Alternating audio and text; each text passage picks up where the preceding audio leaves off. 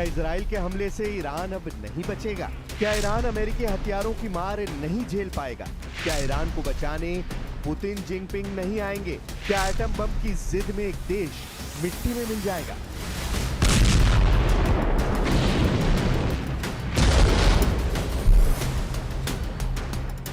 अब यही जानना बाकी सभी जवाब इजराइल के हमले दे रहे हैं।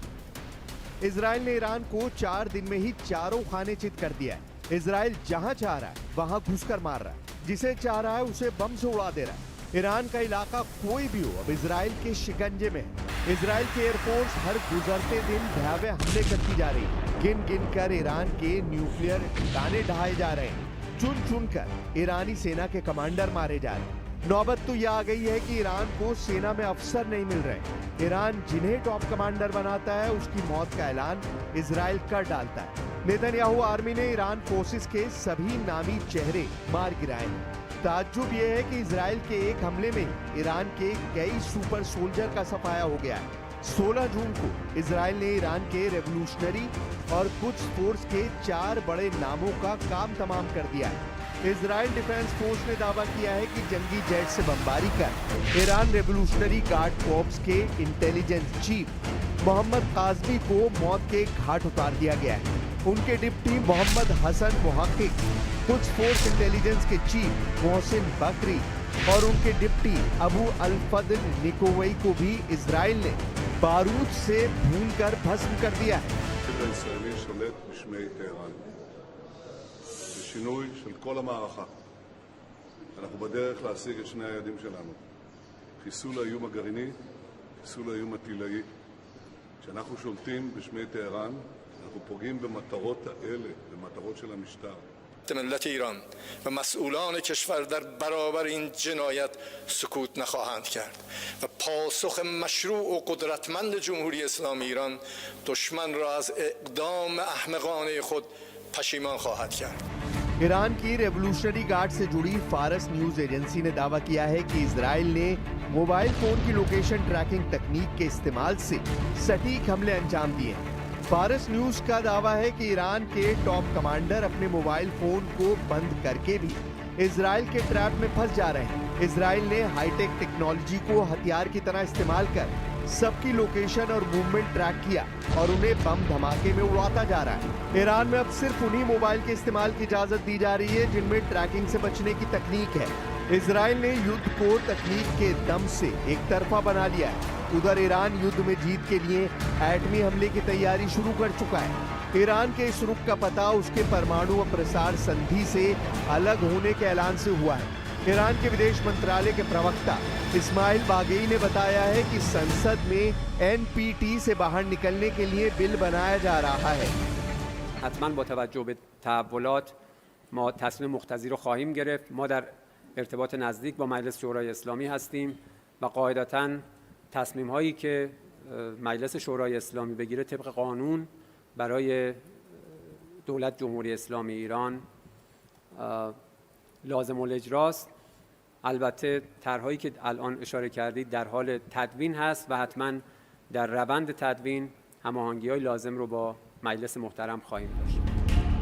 ईरान के इस कदम को समझना क्या मुश्किल है। खामनेई ने परमाणु अप्रसार संधि को खारिज कर दिया है। संधि से अलग होते ही ईरान खुलेआम परमाणु हथियार विकसित कर सकेगा।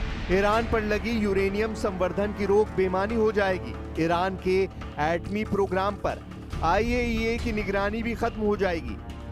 ईरान ने एटम बम बनाया तो खाड़ी देशों में एटम बम बनाने की रेस शुरू होगी। इसके साथ ही ईरान सबसे पहले परमाणु धमाके से दुश्मनों को जवाब देगा। मतलब जिस युद्ध की शुरुआत ईरान को एटम बम बनाने से रोकने के लिए हुई, जिस युद्ध को इजराइल ने ईरान के एटमी अड्डों की तबाही के लिए शुरू किया, जिस युद्ध से ईरान के बैलिस्टिक मिसाइल जखीरे की बर्बादी तय की जा रही है, वही युद्ध एटमी युद्ध बनता जा रहा है। इजराइल जिस तरह ईरान के न्यूक्लियर अड्डे दहला रहा है, इजराइल ने जिस तरह ईरान के शहरों को जलाया है, उससे ईरान का सब्र जवाब देता जा रहा है। ईरान अपनी जान बचाने के लिए परमाणु बम का धमाका करने पर मजबूर होता जा रहा है। ईरान की न्यूक्लियर मिसाइलों का टारगेट तेल अवीव ही नहीं, खाड़ी के कई मुल्क बन सकते हैं। इसका सिग्नल लाविजान के बंकर से मिलने लगा है। वही सुपर सीक्रेट बंकर जहां ईरान का वॉर हेडक्वार्टर है। इजराइल के भीषण हमलों के बीच सुप्रीम लीडर अली खामनेई ने लाविजान बंकर को ठिकाना बना लिया है। लाविजान बंकर तेहरान में सुप्रीम लीडर के आधिकारिक आवास के करीब 16 किलोमीटर दूर है। इस बंकर की निगरानी ईरान की सेना करती है। यहाँ पर मिसाइल गिराना आसान नहीं है। लाविजान में ही ईरान के जमीनी सेना का मुख्यालय है और यहीं से पूरी जंग की मॉनिटरिंग की जा रही है। ग्लोबल सिक्योरिटी ऑर्गेनाइजेशन के मुताबिक लाविजान में ही मिसाइल प्रोडक्शन का सबसे बड़ा कारखाना है। लाविजान में ही ईरान की यूरेनियम साइट है जो अंडरग्राउंड बंकर में बनाई गई है। एजेंसी के मुताबिक इसे सबसे ज्यादा सुरक्षित यूरेनियम ठिकाना माना जाता है। अगर लाविजान में हमला होता है तो न्यूक्लियर रेडिएशन का खतरा बढ़ जाएगा। ईरान इजराइल टकराव एटमी घमासान न बने, इसकी कोशिशें शुरू हो गई हैं। महाशक्तियां इस युद्ध को रोकने का मिशन ऑन कर चुकी हैं। प्रेसिडेंट पुतिन और प्रेसिडेंट ट्रंप भी दोनों देशों से समझौते की अपील कर चुके हैं। उधर तुर्की जैसे कुछ देश युद्ध में भी खलीफागिरी करने से बाज नहीं आ रहे। अर्दोआन ने अब तक 6 से ज्यादा देशों से संपर्क साधा है। उन्होंने पुतिन से भी युद्ध में दखल देने की अपील की है, जबकि रूस पहले ही साफ कर चुका है कि वो युद्ध समझौता करवाने के लिए तैयार है। क्रेमलिन ने पुतिन के प्रयासों की जानकारी भी साझा की है। Президентом Путина в предыдущий разговор с президентом Трампом. В этом плане готовность и желание России остается. И при необходимости все это может быть не реализовано. इजराइल पर इंटरनेशनल प्रेशर बनाया जा रहा है। नेतन्याहू अच्छी तरह जानते हैं कि युद्ध को ज्यादा दिन खींचा नहीं जा सकता। इस बीच वो ईरान के ज्यादा से ज्यादा एटमी ठिकाने तबाह कर डालना चाहते हैं। इसमें भी इजराइल का सबसे बड़ा टारगेट ईरान का फोर्डो एटमी सेंटर है, जहां अब तक उसके किसी भी हमले का कोई असर नहीं पड़ा है। ईरान जानता है कि इजराइल फोर्डो को तबाह करने के लिए हर हद को पार कर सकता है, इसलिए उसने फोर्डो को एयर डिफेंस सिस्टम से घेर रखा है। ईरान के फोर्डो एटमी सेंटर के पीछे इजराइल क्यों पड़ा है, इसे भी अब समझिए। फोर्डो न्यूक्लियर साइट की सबसे बड़ी ताकत उसका डिजाइन है। पहाड़ियों को काटकर इसे जमीन से 90 मीटर गहराई में बनाया गया है। दुनिया को ईरान के फोर्डो न्यूक्लियर सेंटर की खबर साल 2009 में लगी, जबकि 2011 में यहां ईरान के वैज्ञानिकों ने यूरेनियम संवर्धन का काम शुरू किया। ईरान को परमाणु बम बनाने के लिए 90% शुद्ध यूरेनियम चाहिए। वो इसी एटमी प्रयोगशाला में तैयार हो रहा है। इजराइल ने अब तक जितने भी हथियार इस्तेमाल किए हैं, उसने फोर्डो एटमी सेंटर को 1 इंच का भी नुकसान नहीं हुआ है। इसकी पुष्टि IAEA चीफ राफेल ग्रॉसी ने कर दी है। No damage has been seen at the site of the Fordow fuel enrichment plant or at the Condab heavy water reactor, which is under construction. Bushehr nuclear power plant has not been targeted or affected by the recent attacks, and neither has the Tehran research reactor. At the Isfahan nuclear site, 4 buildings were damaged in Friday's attack. आखिर Fordow की दीवार Israel भेद क्यों नहीं पाया? क्या Fordow की फौलादी दीवारें अवैध हैं?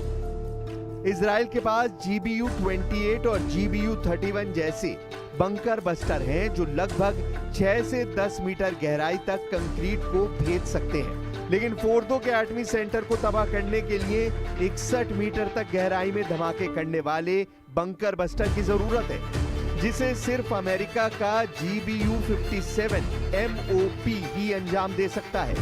अमेरिका अपने B-2 बम वर्षक से GBU-57 MOP बम को गिराकर फोर्डो को तबाह कर सकता है, मगर अमेरिका युद्ध में शामिल होने से बच रहा है। ट्रंप धमकियों से काम चला रहे हैं। ट्रंप चाहते हैं कि इजराइल के हमले से डरकर ईरान उनसे फौरन एटमी डील साइन कर ले, जिसके हालात फिलहाल तो बनते दिख नहीं रहे। ईरान जंग में डटा हुआ है, मजबूती से पलटवार भी कर रहा है। सुप्रीम लीडर अली खामनेई को चीन और रूस से पूरी मदद का भरोसा भी मिला है। मुस्लिम देशों ने भी ईरान का साथ देने का यकीन दिलाया है। हालांकि युद्ध हथियार और सेनाओं से जीते जाते हैं, जिसके मामले में इजराइल भारी पड़ रहा है। ईरान के दोस्त देशों ने अगर उसका साथ हथियार और मिलिट्री पावर से नहीं दिया तो इजराइल युद्ध को अपने अंदाज से जीतेगा।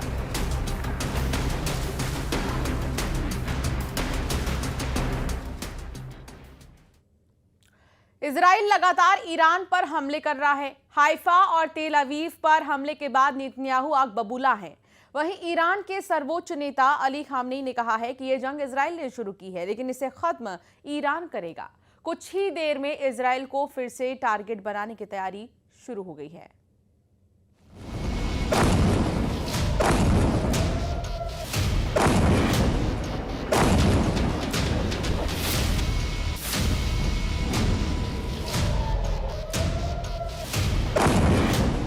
सौ घंटे 300 से ज्यादा हमले, तेल अवीव से लेकर हाइफा तक हाहाकार मचा है। ईरान अब जिस वक्त चाहे जहां चाहे इजराइल की हर उस लोकेशन को टारगेट कर रहा है जहां नेतन्याहू की नस दबी हुई है, यानी इजराइल के वो शहर, वो लोकेशन जो उसकी सुरक्षा के लिहाज से बेहद खास मानी जाती हैं। हाइफा की इन तस्वीरों को देखकर इजराइल का दम घुट रहा है। नेतन्याहू के सबसे खास शहर और ठिकाने इस वक्त ईरान की जद में है। कैपिटल तेल अवीव के पास बेन गुरियन इंटरनेशनल एयरपोर्ट, आर्थिक राजधानी हाइफा, दक्षिण में नेगेव का नेवातिम एयरबेस, नेगेव में ही इजराइल का डिमोना परमाणु अड्डा। इजराइल में सबसे नाजुक ठिकानों पर मिसाइल गिरते हुए देखकर नेतन्याहू बहुत ज्यादा दबाव में है। ईरान की मिसाइल जहां मन आता है वहां गिरती है, जहां खामनेई चाहते हैं वो ठिकाना तबाह कर देती है। ईरान की मिसाइलों को रोकने वाला दम अब इजराइल में नजर नहीं आ रहा। 13 जून को इजराइल ने ईरान पर हमला करके वाकई खामनेई को चौंका दिया था। तब ईरान के बड़े बड़े कमांडर ड्रोन हमलों में मारे गए। इजराइल के अटैक में ईरान के कई वैज्ञानिकों की भी जान गई। पूरा ईरान परेशान था कि आखिर हो क्या गया। लेकिन जब ईरान का बदला शुरू हुआ तो 13 जून को ईरान ने इजराइल पर करीब 150 मिसाइलों से हमला किया। 14 जून को ईरान ने 100 मिसाइल दागी और 15 जून को भी इजराइल पर 100 मिसाइलों से हमला किया गया। यानी 3 दिनों में ही ईरान ने करीब 350 मिसाइल से इजराइल पर अटैक किया है। और इन मिसाइलों को रोकने में इजराइल नाकाम साबित हो रहा है। आसान भाषा में कहें तो ईरान को लेकर इजराइल का गणित गड़बड़ा गया है। 80 के दशक में ईरान ने इराक से 8 साल तक जंग लड़ी। तब ईरान का सामना सिर्फ सद्दाम से नहीं था। तब सद्दाम के साथ अमेरिका, तमाम यूरोप और रूस भी थे। उनकी तरफ से इराक को हर तरह की मदद पहुंचाई जा रही थी। तब 1979 की क्रांति के बाद ईरान का नेतृत्व नया था और अनुभवहीन था, लेकिन ईरान 8 साल तक लड़ा। इस युद्ध में 10 लाख से ज्यादा लोगों की मौत हुई। अभी तक के इजराइल और ईरान के युद्ध में खामनेई अकेले नजर आ रहे हैं, जबकि इजराइल के साथ अमेरिका और यूरोप साथ साथ खड़ा नजर आ रहा है।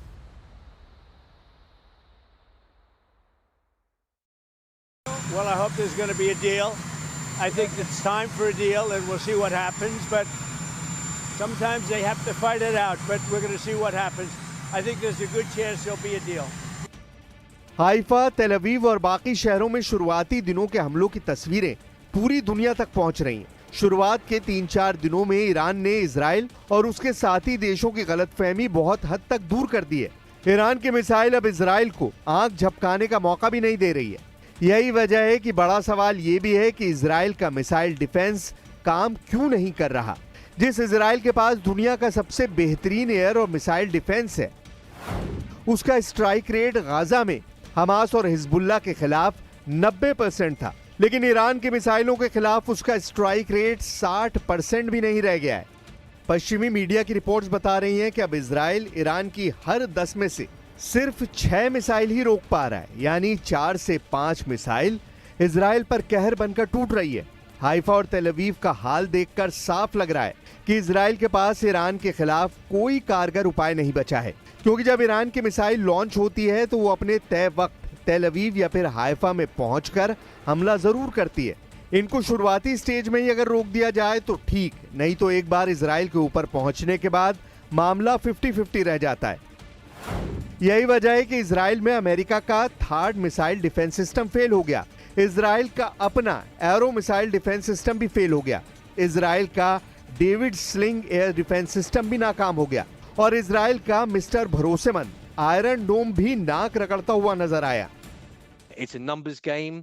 It's how many ballistic missiles the Iranians have got versus how many interceptors the Israelis have got, and the Israelis can push those numbers in their favor by hitting the missile bases in Iran, hitting the launchers when they move out of the bases, etc., and trying to suppress the Iranian offensive capability in Iran, as well as intercept the missiles as they're approaching Israel. Iran के मिसाइलों की आग ने America को भी बेचैन कर दिया है। इसकी तपिश फ्रांस तक फैल रही है और पेरिस से तो ये भी मैसेज तेल अवीव पहुंचा है कि अगर जरूरत होगी तो फ्रांस इजराइल को बचाने भी आगे आएगा और ईरान पर भी हमले को वो तैयार है। वैसे अभी तेल अवीव और हाइफा से इजराइल को बड़े झटके वाली खबर है। हाइफा में ईरान की मिसाइलों ने इजराइल के मिसाइल कारखानों को टारगेट किया है। ये ऐसी फैक्ट्री है जहां Iron Dome, David sling, Spike missile, Trophy system, Popeye और पाइथन जैसी मिसाइल बनाई जाती हैं। پاسخ ما به رژیم صهیونیستی دفاع مشروع طبق حقوق بین الملل، طبق عقل، طبق منطق انسانی است. ईरान के टारगेट पर इस वक्त इजराइल के कम से कम 25 ठिकाने हैं। इनमें परमाणु अड्डे भी हैं, इनमें मिलिट्री बेस भी हैं और ऐसे टारगेट्स पर ईरान की मिसाइलों ने लगातार स्ट्राइक की है। अब खामनेई के ऑर्डर पर इजराइल को दहलाने की पूरी तैयारी है। ईरान की हर वो मिसाइल जिसकी रेंज 1500 किलोमीटर के आसपास है वो इजराइल पर हमला कर रही है और कई हमले को तैयार है। ईरान की मिसाइल खुर्रम शहर, रेंज 2000 से 3000 किलोमीटर तक। ईरान की शहाब 3 बैलिस्टिक मिसाइल, रेंज 1600 से 2000 किलोमीटर। ईरान की Sejjil ballistic missile, range 2000 kilometre. Iran की गदीर मिसाइल और इमाद मिसाइल, दोनों की रेंज 1800 किलोमीटर। लेकिन पिछले कुछ सालों में ईरान की खतरनाक मिसाइलों की तादाद तेजी से बढ़ी है और उसने ऐसी मिसाइल तैयार की है जो इजराइल और अमेरिका के अड्डों को ध्यान में रखकर तैयार की गई हैं। इनमें सबसे खतरनाक ईरान की 3 नई मिसाइल हैं जो तेज हैं और इजराइल के रडार सिस्टम को चकमा देना जानती हैं। ईरान की फतह हाइपरसोनिक मिसाइल, रेंज करीब 1500 किलोमीटर। ईरान की हज कासिम मिसाइल की रेंज भी 1500 किलोमीटर के आसपास है। ईरान की खैबर शिकन मिसाइल भी इजराइल को अपनी रेंज में रखती है।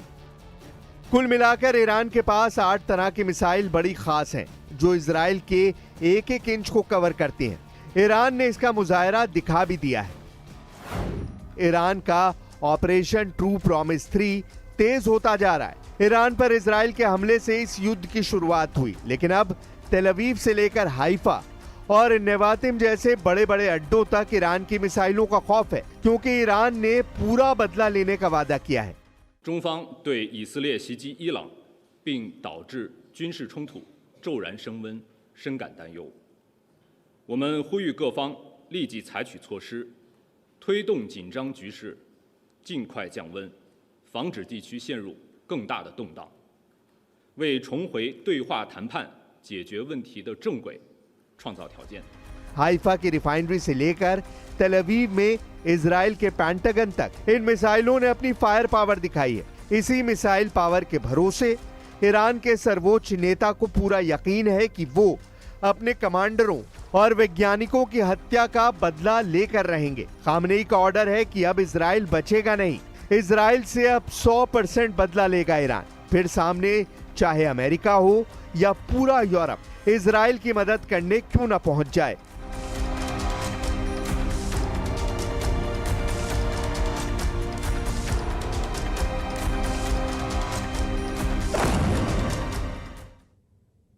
और फिलहाल स्पेशल रिपोर्ट में